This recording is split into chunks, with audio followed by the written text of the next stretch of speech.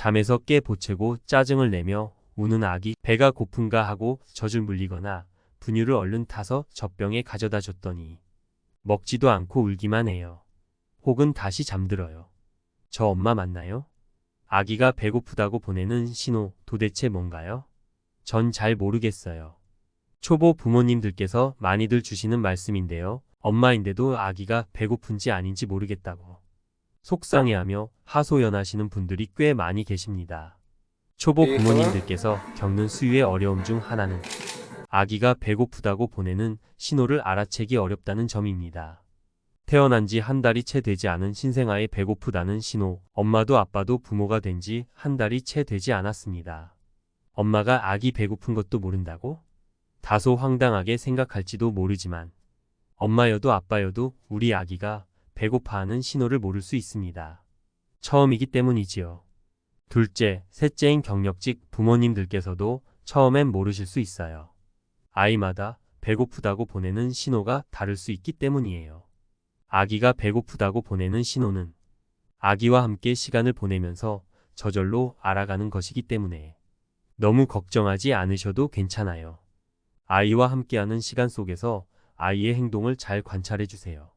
내 아이가 배고프다고 말하는 베이비 사인 금방 알아채실 수 있어요. 그렇다면 지금부터 아기가 배고플 때 보내는 베이비 사인에 대해 알아보도록 할게요. 대체적으로 배가 고플 때 아기가 하는 행동에 대해 미리 알고 계신다면 우리 아기가 보내는 배고픈 신호를 알아차리는 데에 도움이 되실 거예요.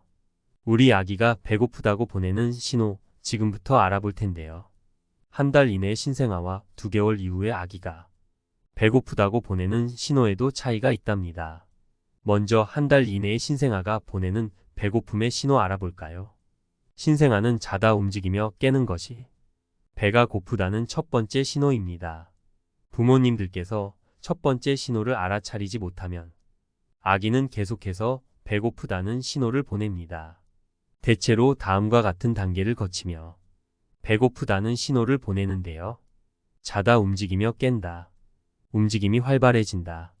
젖을 향해 고개를 돌리고 입을 오물오물한다. 손이나 주먹을 입으로 가져가 빨면서 먹으려 한다.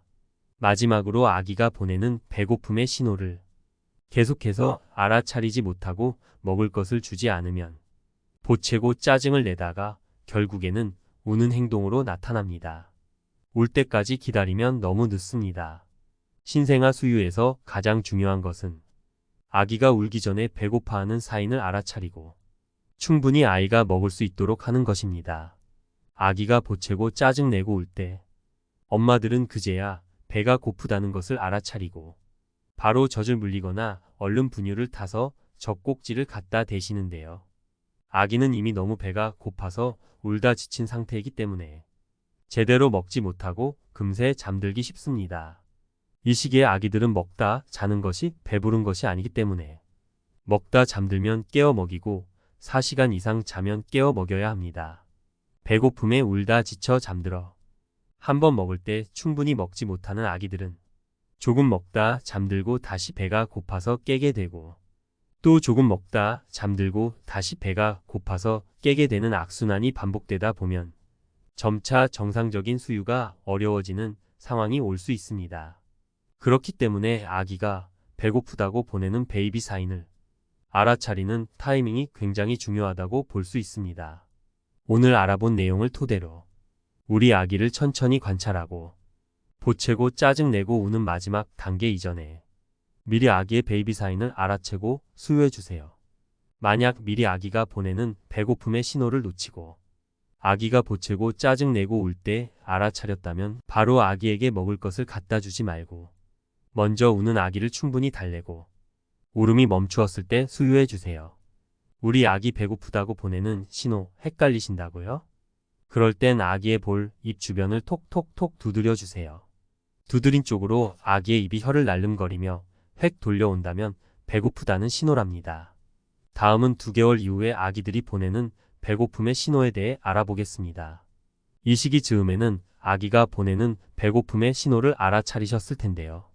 대체로 신생아 시기의 베이비 사인과 비슷한 단계로 배고픔의 신호가 나타나지만 2개월 이후 보이는 아기의 손빨기는 배고픔의 신호일 수도 아닐 수도 있다는 점을 알아두시면 좋을 것 같습니다. 손을 빠는 행동은 2개월부터 최대 6개월까지 나타나며 배고프지 않아도 무엇인가를 빨고 싶은 욕구 때문에 나타납니다. 정상적으로 키와 체중이 늘어나고 있는 2개월 이후의 아기라면 이제부터는 손을 빤다거나 짜증내고 보채고 울 때 수유하는 것이 아니라 확실히 배고플 때만 수유해야 합니다. 특히 이 시기의 아기들은 다양한 이유로 보채거나 우는 행동을 보입니다. 배고픔, 졸림, 심심함, 춥다, 덥다, 기저귀 등등 이러한 이유를 알아차려 확실히 배고플 경우에만 수유하고 울 때마다 먹이지 않습니다. 아기가 먹다 잠이 들거나 짜증을 낸다면 배가 부르다는 신호이기 때문에 그만 먹여야 합니다. 여기서 잠깐, 우리 아기 잘 크고 있나? 알고 싶으시다면 WHO 영유아 성장 도표를 참고해 주세요. 어떻게 보면 신생아 시기의 배고픔 신호보다 어렵게 느껴지실 수도 있으실 텐데요. 이 시기의 아기들은 성장에 따라 아기마다 배고픔의 신호와 배부름의 신호가 다르게 나타나기 때문에 그렇게 느끼실 수도 있으실 것 같아요.